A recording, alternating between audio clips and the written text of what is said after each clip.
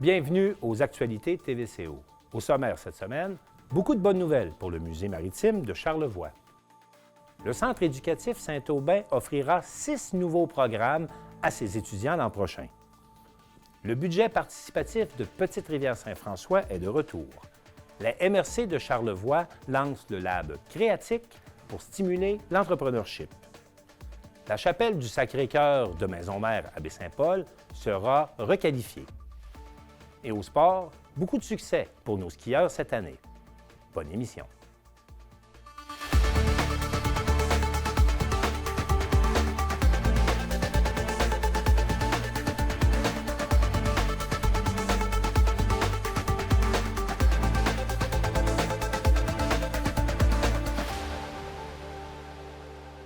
Il y a plusieurs bonnes nouvelles pour le Musée maritime de Charlevoix cette semaine. Le projet de mise à l'abri des goélettes évalué à 7,2 millions de dollars pourra aller de l'avant et Elisabeth Pailleur nous a préparé un reportage. Suite à l'annonce de la ministre de la Culture en novembre dernier, c'est au tour du ministre du Patrimoine canadien de contribuer à la mise à l'abri des goélettes avec un montant de 691 000 $. Alors, donc, c'était le dernier morceau qui manquait, mais audacieux, puis assez sûr de nous sur la qualité du projet. On a commencé quand même parce qu'il fallait faire des travaux d'urgence sur l'agent Yvan, qui était il va tellement pas bien qu'elle n'aurait peut-être pas passé l'hiver. Donc, on a pris le risque de commencer les travaux. Et là, donc, c'est ça, ce 700 000 $-là, dont on est très fiers, parce qu'en plus, dans le travail d'obtention, là, ça prend la mobilisation de toute la région, la députation locale, etc. Tout le monde a été au rendez-vous, de la MRC, de la municipalité, notre député, et on a attaché. Donc, la personne qui vous parle est très contente parce qu'on a 100 % du budget attaché sur la protection pérenne des goélettes. Un support financier de la ministre du Développement économique du Canada permettra d'accueillir convenablement les nombreux visiteurs qui ne cessent d'augmenter d'année en année. On a développé un projet pour déplacer l'accueil dans le pavillon des Gagnés. Évidemment, il y a des frais reliés à ça parce que c'est une transformation de la salle un peu et des aménagements. Puis il y avait dans cet aménagement-là un grand défaut. On n'avait pas l'accessibilité complète aux personnes à mobilité réduite. Alors, on voulait donner un coup de main là-dessus. C'est un projet de révision de l'accueil et ça inclut un peu de travaux dans les stationnements pour pouvoir offrir notamment des bornes de recharge rapide électriques parce qu'on sait qu'à partir de 2030, par décret gouvernemental, les transports collectifs pour les groupes d'adultes ou d'enfants seront électrifiés normalement au Québec. Le Musée maritime de Charlevoix poursuit sa mission, notamment grâce à son offre d'ateliers scolaires. On a toujours au Musée maritime reçu des groupes, sauf que depuis les dernières années, on a investi beaucoup. On a investi pendant la pandémie aussi pour pas que les enfants aient à se déplacer en autobus scolaire parce que c'était pas assez de distance. Donc, on est allé dans les écoles. Alors, je pourrais presque dire que c'est le musée à l'école. C'est ça. Alors, Marie-Hélène Tivierge, chez nous, qui s'occupe de ce dossier-là, qui est bien imaginative, elle apporte des artefacts dans les classes et avec des jeux et tout ça. On initie les enfants à l'histoire des goélettes de Charlevoix. Puis puis on essaie de leur donner beaucoup. On aimerait ça qu'ils attrapent la piqûre du maritime. Puis on aimerait ça que, à nouveau, des Charlevoisiens, des Charlevoisiennes soient des marins, des capitaines, des pilotes. Marianne Rainville quittera son poste à la direction générale du musée cet été avec le sentiment du devoir accompli. Les goélettes de bois à fond plat ayant navigué sur le Saint-Laurent, ça c'est notre vrai... Toute l'offre muséale, c'est structuré, restructuré, resserré. Et plus on fait ça, plus les gens nous apprécient. Alors donc, c'est une bonne autre chose. Je pense que j'ai évidemment fait ça avec un conseil d'administration en arrière de moi, un président exceptionnel, fils de marin lui-même. Alors donc, ça c'est quelque chose qu'on a fait avec le conseil. L'autre chose où là, vraiment, je pense que c'est mon petit apport au niveau de la connaissance muséale. Je pense que je suis arrivée, j'ai documenté avec des collègues un dossier qui s'appelle « Femmes au pays des goélettes ». Et on n'avait pas beaucoup abordé cette question-là. Elle n'avait pas été fouillée, pas recherchée. Vous savez, les musées, c'est aussi des lieux de recherche, des lieux d'acquisition de connaissances. Et on a un devoir de parfaire toujours, surtout dans les musées spécialisés. On n'avait pas fouillé ça. On a beaucoup fouillé ça, notamment en faisant un balado qu'on trouve sur notre site Internet, mais aussi sur d'autres sites de balado, là. Et donc, on a fait un balado qui s'appelle Femmes au pays des goélettes. Ça nous a permis de consolider. On a fait une exposition qui est toujours au musée. Dans le cadre du 40e anniversaire, on a pris ce moment-là pour monter une exposition qui s'appelle « Elle » et qui raconte comment les femmes ont contribué. Élisabeth Pailleur pour TVCO. Musique, arts plastiques, sciences, volleyball, plein air, sport de montagne, ce sont autant de nouveaux programmes qui seront offerts cet automne aux étudiants du Centre éducatif Saint-Aubin et j'ai rencontré à ce sujet Jocelyn Simard, le directeur général. Jocelyn Simard, bonjour. Bonjour. Bonjour. Vous proposez cette année 6 nouvelles concentrations. Avant de parler des thèmes des concentrations, vous proposiez déjà par le passé des options. Alors, qu'est-ce que c'est la différence pour un étudiant ici entre une concentration et une option? Bien, dans le fond, ce qu'on voulait, c'est être beaucoup plus spécifique. Parce qu'on offrait avant des options multisports. Donc, nos jeunes avaient plusieurs sports. Mais ce qu'on voulait, c'est vraiment se concentrer sur des choses beaucoup plus spécifiques qui passionnent nos élèves. Puis au travers de ça, leur greffer d'autres choses, d'autres sports. Donc, je donne un exemple. Avant, on pouvait voir, mettons, 50 sports dans une année. Bien là, on va se concentrer sur 2 principales concentrations qui s'appellent sport de montagne puis plein air. Puis le but, c'est qu'à l'intérieur de ces concentrations-là, nos jeunes vont faire des choses en lien avec leur passion, mais au travers, on va leur faire d'autres choses, de la piscine de temps en temps, d'autres choses. Donc, ce qu'on voulait, c'est vraiment d'être beaucoup plus spécifique. D'entrée de jeu, votre question, c'était c'est quoi une concentration? Oui. Bien, une concentration, c'est faire en sorte que nos élèves aient beaucoup plus de périodes dans ce qui les passionne. Donc, ils auraient 6 périodes par cycle de 9 jours pour spécifier. Il y a 36 périodes dans un cycle de 9 jours. Donc, il y aurait 6 périodes, donc une période sur 6 dans le cadre de ce qui les passionne.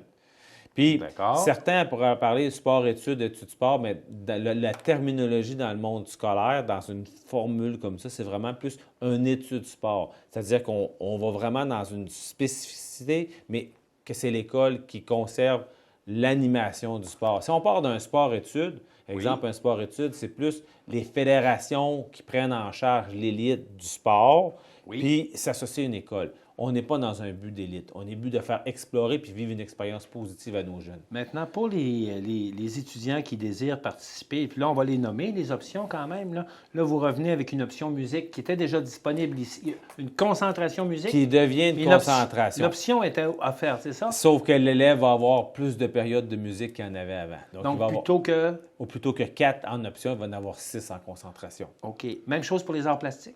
Même chose pour les arts plastiques. On parle de sciences également. Ça, c'est une nouvelle concentration? C'est une passion. Parce que quand on parle de passion, on parle de 4 périodes. Donc, nos élèves peuvent faire 4 périodes par cycle de sciences. Autant au premier cycle, de secondaire 1 à secondaire 5. Volleyball, c'est une concentration qui est offerte uniquement au deuxième cycle. On parle de 6 périodes. Ça veut dire que vous avez des équipes de volleyball. Ça prend un bassin. Ça prend un bassin. Puis, il faut distinguer entre ce que nos élèves vont faire sur les heures régulières de cours. Oui. Mais quand on parle d'équipe de volleyball, c'est du parascolaire qui se fait en dehors des heures de cours. Plus 6 périodes par période de 9 jours. À l'intérieur. À l'intérieur. Et là, il y a 2 nouveaux programmes, le plein air et sport de montagne. 2 nouvelles concentrations. Comment on fait la différence entre le plein air et le sport de montagne? D'abord, on est fiers d'offrir ça parce que je trouve que la région s'y apprête vraiment. On a vraiment des infrastructures autour. On baigne dans le plein air dans Charlevoix. Puis on voulait que nos élèves puissent bénéficier. Donc, quelle est la différence entre sport de montagne puis plein air? Oui. Bien, le sport de montagne, c'est vraiment axé sur ce qui se passe en montagne. On parle de ski alpin, de vélo de montagne de descente. Oui. On parle de luge. On parle de ski de fond. Donc, toutes les choses qui se rattachent à la montagne, plus précisément avec le Massif, qui est un partenaire important dans le déploiement du sport de montagne. Et qui a confirmé son partenariat cette année. Qui a confirmé son partenariat avec une offre très intéressante pour nos élèves de sport de montagne. Puis, la différence entre plein air, on parle plus de choses qui sont en lien avec... on parle de camping, on parle de randonnée pédestre, on parle de kayak, escalade, via ferrata. Donc, c'est vraiment plus axé sur le plein air en général que les sports qui sont plus axés sur la montagne. Est-ce qu'il y a des impacts financiers pour les parents dont les enfants choisissent de participer à une concentration? Est-ce que ça coûte plus cher venir à l'école? Ah, c'est sûr. C'est sûr. Nous autres, on a l'obligation d'offrir un parcours qui est gratuit. Puis le parcours qui est gratuit chez nous, c'est la musique. Donc, l'élève qui s'inscrit dans la musique, c'est gratuit. Mais pour les autres, les coûts sont en lien avec tout ce qui se rattache à la possibilité de faire cette activité. Avez-vous une idée de la fourchette de prix de ce que ça représente comme Bon, investissement? entre 100 Oui. et 1000 Tout dépendant de la concentration qui est choisie. Exactement. Puis exemple, en sport de montagne, qui est notre concentration qui est la plus élevée, on parle aux alentours de 1000 $. Il faut comprendre que les enfants vont aller entre 20 et 25 fois à la montagne. Ça prend des transports, ça prend des animateurs qui sont là, des gens qui sont... On fait affaire aussi avec Vélo Charlevoix, l'école de glisse du Massif, pour avoir une expertise au niveau avec l'enseignant qui va accompagner nos jeunes. Puis on parle aussi d'accès aux installations. Pourquoi on décide d'accentuer son offre de concentration auprès de ses élèves? Qu'est-ce qui vous motive au départ? C'est simple. On veut favoriser la persévérance. On veut que nos élèves soient intéressés à venir à l'école, qu'ils aient du plaisir à venir à l'école, puis que ça devienne un peu un levier. Le jeune qui a son sport de montagne, puis qui a des difficultés scolaires ou des difficultés comportementales, bon, on va lui dire, c'est un privilège que tu as de faire partie de nos concentrations. Puis si tu veux continuer à faire partie, voici nos exigences. Vous étiez auparavant à l'École secondaire du Plateau, où vous avez testé les concentrations. Quel genre de résultats on peut s'attendre dans les objectifs que vous avez? C'est impressionnant. Si on regarde le nombre de décrocheurs par année, on a diminué de façon très... Les chiffres exacts, parce que je ne voudrais pas nommer, mais c'est vraiment significatif l'impact que ça a eu sur le taux de décrochage de l'École secondaire du Plateau. Jocelyn Simard, merci beaucoup, puis en espérant que vous ferez ça le comble avec vos concentrations. Merci beaucoup.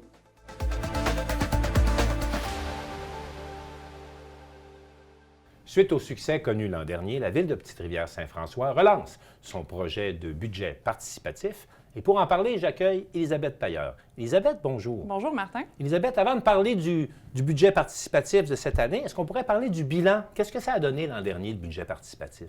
Absolument, ça a été très, très bon. Donc, c'était un projet pilote, rappelons, à la base. Oui. Et ça a été reçu d'une très, très belle façon des citoyens. On parle de 5 projets qui ont été déposés, dont 3 qui ont été retenus. Et on nous disait également qu'il y a 165 votes parce que les citoyens étaient appelés, à voter sur les projets déposés. Pour finalement élire la réfection de la marina. Là, ça, c'est le projet gagnant. Je vous laisse entendre le directeur général de Petite-Rivière-Saint-François, Stéphane Simard, qui explique la décision du conseil à la fin du processus. Les 3 projets qui ont été retenus l'an passé, qui ont été au vote du public, il y a eu un grand gagnant. Donc, c'était le projet de la réfection de la marina. Mais grâce à différents autres fonds, la municipalité, là, en collaboration avec les promoteurs, ont réussi à réaliser l'ensemble des 3 projets. Donc, l'exposition du Plateau des Arts a eu lieu aussi au mois d'août. Et cet automne, on a finalisé là, la mise en place de la paroi d'escalade qui a été faite en collaboration avec la coop L'Affluent et l'Association québécoise d'escalade. Maintenant, Élisabeth, qu'est-ce que la municipalité propose pour cette année? Est-ce que c'est la même chose? Eh bien, c'est sensiblement la même chose, sauf pour le budget du projet qui doit inclure aucun salaire. Ça fait vraiment partie des critères d'admissibilité. Okay. Médecin Simard voit la prochaine année du bon œil, on peut l'entendre. Donc, cette année, le conseil a décidé là, de mettre sur la table un autre montant de 25 000 $ pour réaliser un projet citoyen, donc en collaboration avec les acteurs et les citoyens du milieu. Donc, nous, on attend de voir. On sait que c'est une deuxième année. Des fois, la première année, là, les gens se demandent un petit peu c'est quoi cette bibite-là. Cette année, on s'attend que qu'il y ait plus de propositions. Et ce qui est intéressant, c'est qu'au-delà du budget participatif, il y a peut-être des choses qui vont rester pour des projets futurs, que ce soit en 2022, en 2023 ou en 2024. Mais ça va permettre de conscientiser le conseil et la population peut-être à différents projets qui peuvent être un beau plus pour la municipalité. il y a 3 domaines d'activité ciblés. Martin, on parle des loisirs, le domaine sportif et le milieu de la culture. Et toutes les idées sont les bienvenues selon le directeur général. Bien, ça peut être un projet qui arrive en complément de quelque chose qui existe déjà, mais ça peut être quelque chose qui sort qui provient d'une idée d'un citoyen ou d'un groupe de citoyens. Et notre agent de développement économique va accompagner aussi les gens qui ont des idées de projet pour les aider, dans le fond, à parfaire peut-être leur idée, parfaire leur montage financier. Il y en a pour plusieurs que c'est une première expérience en termes de projet de développement économique. Donc, notre agent de développement va s'assurer là, que le projet cadre un petit peu là, dans les différents critères. Et Élisabeth, quel est l'échéancier cette année pour le budget participatif? Oui, alors tout d'abord, il y a le dépôt qui sera du 14 mars au 14 avril pour l'envoyer, le déposer. Ensuite, vous avez la présélection du 19 avril au 4 mai et le vote du public se fera entre le 6 mai et le 9 mai pour finalement le dévoilement final le 10 mai. Et comment fait-on pour participer? Alors, on a soit sur la page web de la municipalité, la page Facebook, ou encore vous présenter en personne à la municipalité pour demander le formulaire. Élisabeth, merci beaucoup. Merci, Martin. J'accueille maintenant Mylène Armstrong de la MRC de Charlevoix pour parler du Lab Créatique. Mylène, bonjour. Bonjour, Martin. Donc, tout d'abord, c'est quoi ça, cette bébite que le Lab Créatique? Oui, le Lab Créatique, c'est un bel événement qui s'en vient à la fin du mois d'avril, donc du 28 avril au 1er mai. Oui. C'est un événement qui se tient sur 4 jours, qui est un laboratoire d'émergence pour des projets à impact sociaux.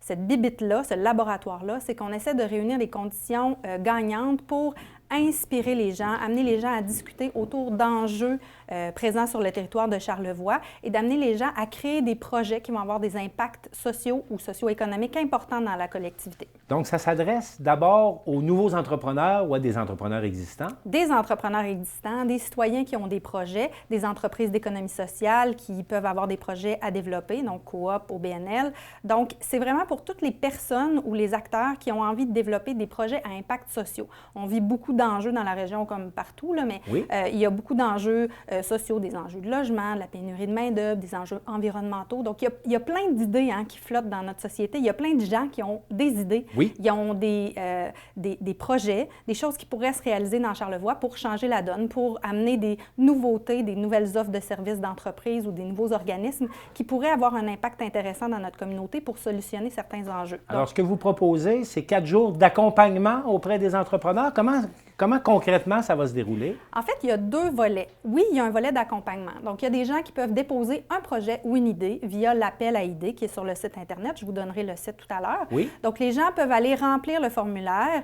et proposer une idée. À ce moment-là, ils s'inscrivent pour participer à la cohorte créatique, le lab d'émergence qui va se dérouler sur les 4 jours. Donc là, ils ont des ateliers, ils ont des coachs qui les accompagnent. On a des professionnels qui viennent les challenger sur leurs idées. Il y a beaucoup d'échanges, Ça sera comme une pouponnière à projet? C'est vrai, oui, c'est ça, une pouponnière pour l'émergence de projets. Donc, c'est sûr qu'on peut partir avec des gens qui ont déjà une idée plus claire de ce qu'ils veulent faire puis les accompagner à aller plus loin. Mais on peut aussi partir de quelqu'un qui dit « Moi, j'ai cette idée-là. » Puis il me semble que quand j'en parle avec du monde, il y a d'autres gens qui ont les mêmes idées que moi ou j'aimerais ça voir s'il y a d'autres gens qui ont le goût de partir ce projet-là avec moi. Donc, l'émergence, c'est possible aussi. Est-ce que ça s'adresse à un secteur particulier d'entreprise ou c'est ouvert à toutes les catégories d'entreprises? C'est ouvert à toutes les catégories d'entreprises. Okay. C'est organisé par le pôle des entreprises d'économie sociale de la capitale nationale. Donc, c'est sûr que le profil, ça va ressembler plus à des entreprises d'économie sociale, coop ou OBNL, mais c'est aussi ouvert aux entreprises privées parce qu'on parle d'entreprises ou de projets à impact sociaux. Donc, on le sait, nos entreprises privées qui ont un impact réel dans la communauté, puis ils peuvent avoir des projets avec des réels impacts sociaux. Donc, c'est pas limité à l'économie sociale. Puis, on peut avoir des projets citoyens aussi, des projets communautaires. Maintenant, vous avez placé ça sous le thème « Habiter Charlevoix ». Oui. Donc, la problématique de l'habitation va être présente également? En partie, parce que ça va faire partie d'un des sujets là, des panels le soir, le deuxième soir du Lab, donc le vendredi le 29. Il va y avoir un panel qui va porter sur l'habitation puis les différentes formules alternatives d'habitation ou solutions d'habitation. Il va y avoir un autre panel plus sur donner une deuxième vie, soit à des lieux ou à des objets ou à des projets. Mais justement là-dessus, ce qu'on doit comprendre, c'est que d'un côté, il y a un parcours pour les entrepreneurs, Puis vous avez également une série d'activités qui sont destinées au grand public. Oui, parce qu'on trouvait ça important. L'idée, là, c'est de s'inspirer. Hein? De s'inspirer, de discuter, de parler de nouvelles idées. Donc, il n'y a pas juste des gens qui ont un projet puis qui veulent démarrer une entreprise, qui ont des idées puis qui veulent s'inspirer. Tout le monde peut avoir envie de ça. Donc, on s'est assuré d'avoir une programmation qui était grand public pour les soirs principalement. Donc, le jeudi soir, le vendredi soir. Qu'est-ce qu'on a? Est-ce que vous pouvez m'en parler un peu? Jeudi soir, on commence avec 2 grandes conférences. Oui, on commence avec 2 grandes conférences avec, il y a entre autres Jean-Martin Hossan qui va ouvrir le bal. Là. Oui. Et puis après ça, on a Nathalie Nimtan qui vient présenter aussi. Donc là, on ouvre le Lab créatique avec ces 2 grandes conférences-là. Le lendemain... Qui seront ouvertes au grand public. Ouvertes au grand public. Okay. Ça se passe... tout le Lab créatique se promène entre la Malbaie et Baie-Saint-Paul. Oui, parce que les 2 MRC ont contribué également à ça. Les 2 MRC travaillent ensemble là-dessus. Organisent, l'événement. Donc, le jeudi soir, je pense, c'est à Pointe-au-Pic? Oui, à l'église de Pointe-au-Pic. 2 belles conférences. Le vendredi, qu'est-ce qui se passe le vendredi? Le vendredi, on commence dans la journée, on va commencer la cohorte avec les participants, donc en petits groupes fermés avec des coachs. Et le soir, on retourne dans des événements publics avec des panels. Là, on va recevoir une dizaine d'intervenants. Le vendredi, ça va être très riche en échanges. Et c'est le vendredi que les discussions vont porter sur l'habitation. Entre autres sur l'habitation, puis donner une deuxième vie à des entreprises, des projets, des objets. Mais pendant ce temps-là, les gens qui sont sur le parcours entrepreneurial vont continuer à travailler, eux autres, le samedi aussi. Eux, ils travaillent le jour aussi. Donc, le grand public est invité à assister aux conférences, au contenu en soirée. Mais les gens qui font partie du parcours créatique, donc dans la cohorte, ils travaillent toute la journée. Ils reçoivent des professionnels qui les animent, qui leur donnent des ateliers, qui les font travailler sur leurs projets. Fait qu'ils sont coachés pour vraiment approfondir. Puis sont amenés à partager aussi entre eux sur les différentes idées qu'ils ont. Puis sont amenés à revenir sur les présentations qu'ils vont avoir vues la veille, soit des conférenciers ou des panélistes. Donc, l'idée, c'est toujours d'amener tous des éléments intéressants pour susciter l'innovation et la créativité. Donc, s'inspirer de ce qui fait ailleurs, entendre les autres, les idées des autres. Échanger sur son projet avec des spécialistes. Oui, exactement. Donc ça, c'est toutes des choses qui permettent d'accélérer l'émergence d'un projet parce qu'on vient donner un boost d'idées, d'énergie, de contenu, de connaissances à des gens qui ont envie de faire quelque chose, mais des fois, dans la vie de tous les jours, on n'a pas nécessairement toujours le temps. Donc, ça fait plaisir des fois de pouvoir se réunir et d'être accompagné pour donner un levier à un projet. Et ça va se terminer en crescendo avec un pitch. Là. Les entrepreneurs qui auront participé au parcours vont être invités à présenter leur idée. Exactement. Donc, ça va se dérouler quand? Ça, c'est le dimanche. Ça se termine avec ça? Ça se termine le dimanche 1er mai avec ça. Donc, dans la journée, ils sont accompagnés avec quelqu'un qui est spécialiste de l'art du pitch. Donc, ils vont travailler leur présentation. Puis, en après-midi, c'est présenté à... Là, ça, c'est ouvert au public aussi. Puis, c'est présenté à un panel parce qu'il y a des bourses aussi à gagner. Donc, on a pour 5 000 $ de bourses, différentes bourses qui vont être offertes pour les projets les plus prometteurs ou qui se démarquent le plus. Pour le parcours entrepreneurial, il y a une date limite pour s'inscrire parce qu'on ne peut pas s'inscrire la veille dans un genre de parcours. Il faut s'engager quand même dans une démarche. Là. Oui, puis il faut présenter un petit peu l'idée. Nous, on reçoit les demandes, on analyse. Je vous dirais qu'on est très ouvert. Plus de projets on a, plus on va pouvoir accompagner de gens. Mais ça nous permet de nous préparer pour avoir des contenus lors de l'événement qui sont collés au projet des gens. Donc ça, c'est jusqu'au 28 mars. Jusqu'au 28 mars pour s'inscrire. Oui. Maintenant, le grand public pourra également participer à des activités à tous les jours. On a parlé des 2 premiers jours. Qu'est-ce qui se passe vendredi et samedi pour le grand public? Le vendredi, c'est les panels. On en a discuté tout à l'heure. Oui. Et le samedi, là, c'est une soirée un petit peu plus festive. On a une programmation avec Cuisine et Cinéma qui vont nous présenter des films sur des thématiques là, conjointes avec... Entrepreneuriales et tout ça. Puis sur les sujets là, à impact sociaux. Puis il va y avoir une soirée là, plus festive là, qui devrait se tenir à la chapelle ici à Maisonneuve. Quel est votre objectif au bout de la démarche? Est-ce qu'il y a un objectif au nombre d'entreprises de créer ou on veut arriver à quoi suite au Lab créatique? C'est quoi le but? Le but, c'est vraiment de donner un lieu des possibles, de permettre aux gens de rêver et de rêver ensemble avec des gens qui n'ont pas l'occasion de côtoyer, avec des idées qu'ils ne connaissent pas déjà.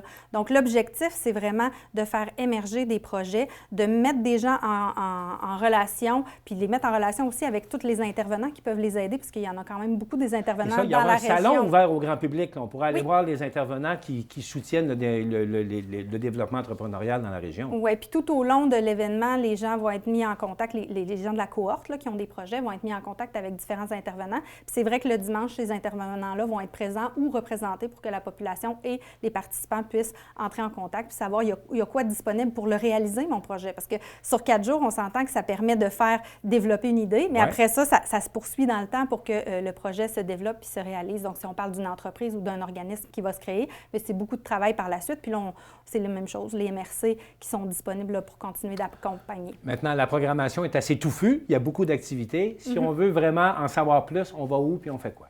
On va sur le site du pôle CN, donc c'est pôlecn.org/créatique. Donc, il y a vraiment toutes les informations sur la programmation. Oui. Il y a aussi l'appel à idées, donc toutes les informations pour les gens qui veulent s'inscrire, qui veulent savoir c'est quoi plus concrètement que je peux déposer comme projet. Oui. C'est tout bien détaillé là. Il y a un formulaire pour s'inscrire, c'est relativement simple. Il y a un coût d'inscription, c'est 80 $ par personne. Puis quand c'est des équipes qui travaillent ensemble, donc là, c'est 50 % de rabais là, pour la deuxième ou la troisième personne. Donc ça, c'est juste pour la cohorte. Tous les événements publics sont gratuits. Oui. Il faut aussi s'inscrire pour nous informer de qui va être là, combien de personnes, là, pour que nous, on ait un nombre de personnes là, présentes, mais les événements publics sont tous gratuits. Alors, à suivre à la fin du mois d'avril, c'est bien ça? 28 avril au 1er mai.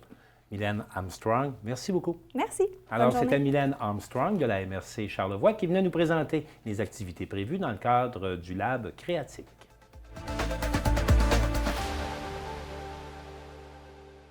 La chapelle du Sacré-Cœur à Maisons-Mères fera l'objet d'une requalification et Gabrielle Leblanc, directrice générale de Maisons-Mères, nous explique. On est dans le plus gros artefact de la collection qui appartient aux Petites Franciscaines de Marie. C'est une collection de 3000 objets, tous concentrés dans la réserve. Dans Maisons-Mères, il y a une réserve avec ces artefacts-là.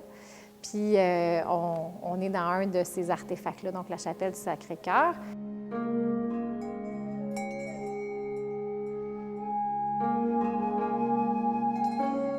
On veut voir de quelle manière on pourrait mettre en valeur une partie importante de la collection des PFM, la collection composée d'objets religieux, qui est à peu près équivalente à 30 % de la collection. Donc, on pense qu'il y a quelque chose d'intéressant pour sortir ces objets-là de la réserve, les mettre en valeur, raconter l'histoire dans un contexte comme la chapelle, ce qui permettrait de la conserver dans son intégralité, qui est si impressionnante et qui laisse vraiment tout le monde sans voix.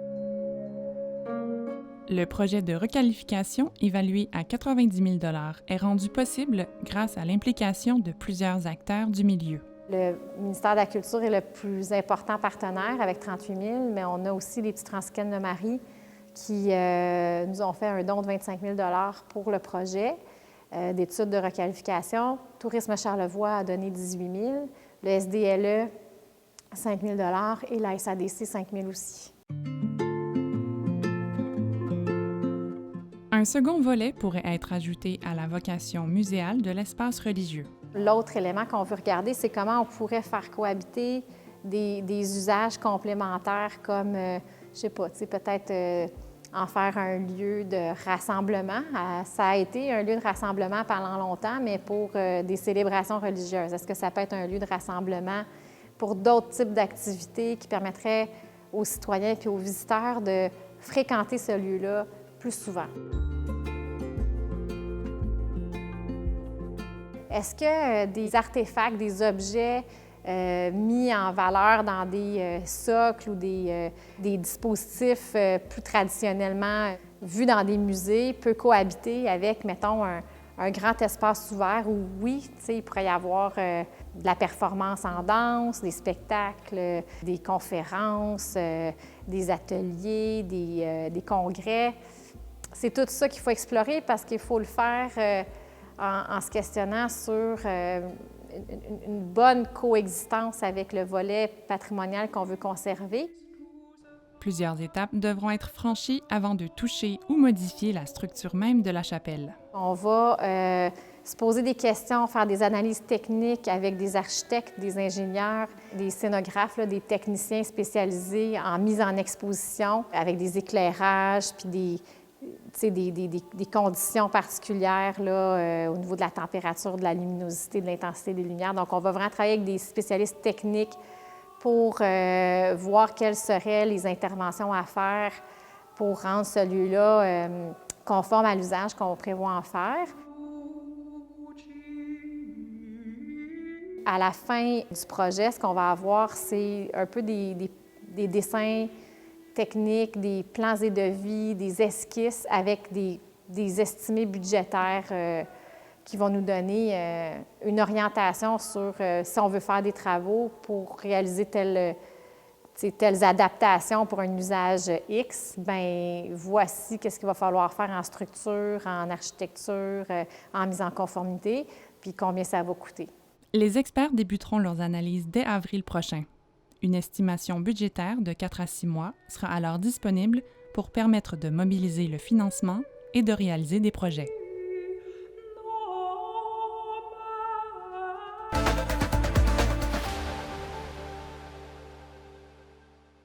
C'est maintenant le temps de parler de sport en compagnie de Maxime Jodoin. Maxime, bonjour. Bonjour, Martin. Maxime, il faut d'abord souligner l'excellente saison de l'équipe de ski acrobatique du Massif. Oui, écoute, une saison vraiment, je vais le dire, du tonnerre, parce que les 30 athlètes qui ont performé à la hauteur de leur talent, là, bon, notamment, là, je pense à 2 personnes en particulier, malgré qu'on félicite tout le monde, mais Annabelle Lévesque et Mia Fontaine qui ont fait vraiment des performances incroyables. Et je veux souligner que pour arriver à ces résultats-là, on travaille fort. On travaille fort. Écoutez, c'est 2 jours d'entraînement par semaine. C'est les 4 durant le temps des fêtes et même l'été. Donc, c'est quand même incroyable. Et même que certains cet été, vont pouvoir faire le camp d'été à Whistler, en Colombie-Britannique, pour encore plus se performer. Donc, pour certains, c'est une petite pause, mais pour d'autres, ça continue. On vient de finir les Jeux olympiques, mais on voit notre relève, là. Exactement. Donc, comme je le disais, là, les compétitions, comme je le disais, c'est terminé pour la plupart, sauf, je veux visiter Roxane Boilman parce qu'elle a été invitée à participer au championnat canadien junior à Crab Mountain. Ça, c'est en fin mars au Nouveau-Brunswick. Alors, félicitations à cet athlète de chez nous. Oui. Et puis, il y a eu une belle surprise aussi lors de la dernière compétition à Saint-Côme. Bien, absolument, parce que les athlètes ont eu la chance de rencontrer nul autre que le King des Boss, qu'on aime surnommer Michael Kingsbury, qui a eu une belle visite. Quel vous voyez, skieur. regardez les sourires sur ces images-là. Là, et on voit ici à gauche Annabelle Lévesque et à droite, justement, Roxane Boilman. Donc, écoutez, Michael Kingsbury, là, pour ceux qui ne le connaissent pas, il a remporté l'or en 2018 à Pyeongchang, l'argent à Sochi en 2014. Et même, je vais préciser que... L'argent encore cette année. Encore cette année. Et grâce à ses performances, Michael Kingsbury est devenu le skieur acrobatique canadien le plus médaillé aux Jeux olympiques. Donc, si vous voulez un modèle sur qui vous fiez, là, ben, je pense que vous avez le bon. C'est une belle inspiration. Absolument. Et c'est mérité aussi, by the way. Maintenant, revenons au sport professionnel. Oui. Il y a des nouvelles du côté des Packers de Green Bay. Bien, écoutez, Aaron Rodgers, qui reste en vie, on pensait tous qu'il allait prendre sa retraite comme Roethlisberger. Ça allait pas bien avec l'administration des Packers. Ça allait pas dernier. bien. Alors, on a vraiment... Moi-même, j'ai pensé à la retraite. Mais là, la bonne nouvelle, à 38 ans, il a signé un contrat de 4 ans évalué à 200 millions de dollars. Faites le calcul, là. 50 millions par année. Écoutez, c'est de l'argent. C'est beaucoup d'argent de ce contrat-là, ce qui fait le joueur le mieux payé du côté de la NFL. Bon, probablement qu'il va peut-être se faire dépasser. Là, on s'entend que l'argent, il leur coule par les oreilles. Mais pour l'instant, c'est lucratif. Et Rodgers va entamer l'an prochain sa 18e saison avec l'équipe. A toujours joué avec les Packers. A toujours joué. Il a été repêché par les Packers en 2005 et il n'a jamais été changé. Et ça, c'est un fait rare. Dans tous les sports, on sait aujourd'hui, c'est un fait rare de demeurer avec une équipe aussi longtemps que ça. Et il est champion du Super Bowl en 2011. Oui, en 2011. Sélectionné à 10 reprises au Pro Bowl. Donc, écoutez, là, on parle vraiment... Là, moi, je le mets dans la même catégorie que Tom Brady, que Roethlisberger. Là, ces gars-là, là, c'est des emblématiques de leur sport. Il faut le mentionner comme ça. Maxime, on ne peut pas vous accueillir sur le plateau sans parler du Canadien de Montréal. Absolument, absolument. Voyage dans l'Ouest. Comment ça s'est passé? Bien, c'est un parcours acceptable, on va le dire. Là. Écoutez, 5 matchs sur la route, 3 victoires, 2 défaites. Là-dedans, on avait Ottawa, Winnipeg, Calgary, Edmonton et Vancouver. Et moi, ce que j'ai aimé, Martin, l'attitude. L'attitude est présente et je m'explique. Contre Winnipeg, on perdait 4-0, on a monté 4-4, on a perdu 8-4. Ça arrive, mais au moins, on s'est présenté. Contre les Flames, on perdait 3-1, on a remonté ça, on a gagné 5-4 en prolongation. Quand je parle d'une attitude gagnante, c'est exactement ça que je veux dire. La force du mental, comme on dirait dans le film Les Boys. Oui, la force du mental. Et bon, on parle souvent de l'effet Martin Saint-Louis, l'effet de ci, l'effet de ça, mais Martin Saint-Louis vraiment apporte un impact positif avec ses joueurs. Ça, on le voit. La bonne nouvelle du jour, Carey Price a recommencé à patiner. hormis les jambières. Là, par contre, présentement, il reste 2 mois à faire à la saison parce que le CH ne sera pas des séries. Pensez-vous qu'on va le revoir? Je l'espère. Si ça va bien, peut-être que le mois d'avril, on pourrait le voir revenir. Ils n'ont pas encore de date de son retour parce qu'évidemment, personne ne veut s'avancer trop creux. Mais Maxime, il n'y a rien qui est pressé. L'équipe ne fera pas les séries. Non, se bousculer comme ça pour un retour au jeu. Quand on est en course aux séries, on comprend, mais présentement, les enjeux ne sont pas grands pour Carey Price. Oui, bien Martin, tu as un point valable. Par contre, je veux mentionner qu'un athlète qui ne joue pas de la saison et qui veut revenir par la suite l'année prochaine, c'est au niveau physique, là, c'est très dur. Ça prend de coordination. Donc, oui, on s'entend qu'il n'y a pas de presse de revenir, je suis d'accord, mais par contre, imaginez que Price ne revient pas de la saison. L'année prochaine, il revient. Au niveau du physique, de la coordination, ça peut être très particulier. Oui, c'est tout un retour pour se ramener au même niveau, j'en doute pas. Absolument. Une autre belle nouvelle, là, Guy Lafleur, qui concerne Guy Lafleur. Parlez-nous de ça. Oui, bien Guy Lafleur qui a été nommé au sein de l'Ordre du hockey du Canada comme personne honorée en 2022. Donc, il sera là vraiment honoré. Donc, lui, il se joint à 2 personnes qui ont été nommées aussi cette année. Qui ont été nommées aussi cette année, qu'on les connaît. Lanny McDonald et nul autre moins que Kim Saint-Pierre, qui a été la gardienne de but de l'équipe canadienne, qui a fait vraiment là, des prouesses extraordinaires là-dessus. Félicitations pour ces belles nominations, oui, ces 3 athlètes. On est très contents. Et surtout, ben, on en parle parce que c'est des Québécois et c'est important de prôner le talent québécois. Lanny McDonald, un Québécois? Oui, bien, mettons, à part lui, là, je parle vraiment pour Kim Saint-Pierre et Guy Lafleur, mais c'est important quand il y a des athlètes québécois qui peuvent le faire, au moins on peut l'apprécier à leur juste valeur. Bien, Maxime Jodoin, merci beaucoup.